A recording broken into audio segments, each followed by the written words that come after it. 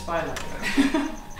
Ek weet, voorheen was ek 'n huisvrou en 'n boervrou en 'n juffrou en 'n allerhande goed tussenin, maar ek was nou half reg vir 'n nuwe uitdaging. Ek doen organiese sertifisering eintlik en ek doen administrasie en logistiek en ek maak seep.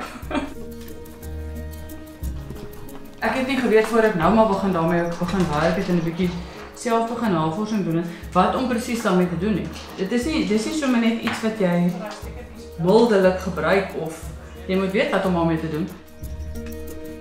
Ek het die seebasis gekoop en blommetjies en geursel bygegooi. Ek het die seep sommer in my broodpanne gemaak. Daar's mos nou ook die oudtydse manier van regte seep kook met vet, soos ons oumas en ouma grootjies gemaak het. Ek het dit al 'n slag of wat probeer, ek is nie vreeslik suksesvol nie, maar ek gaan nog weer probeer.